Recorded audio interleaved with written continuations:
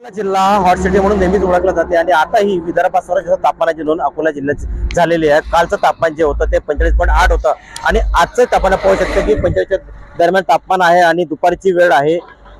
रस्ते सुमसाम झालेले आहेत। या ठिकाणी पाहू शकता आपण की हा रदळीत रस्ता आहे। अकोला ते मंगरुळपीर जाणारा हा रोड आहे, पण हा रोड दिवसभर हा मोठ्या प्रमाणात वाहतो, पण आज अशी कंडिशन आहे की या दुपारच्या वेळेस रस्ता सुमसाम पाहायला आपल्याला मिळत आहे।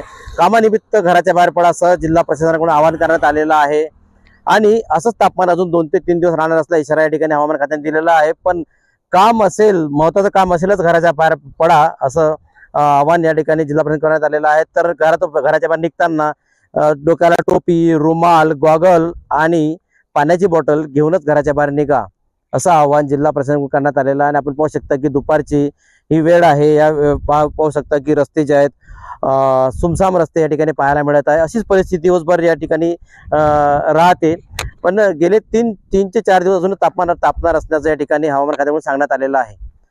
गणेश सोनवणे, TV9 मराठी, अकोला।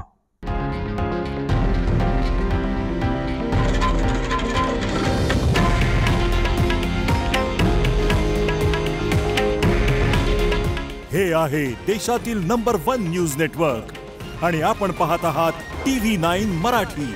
काळजी तुमची, हित महाराष्ट्राचं।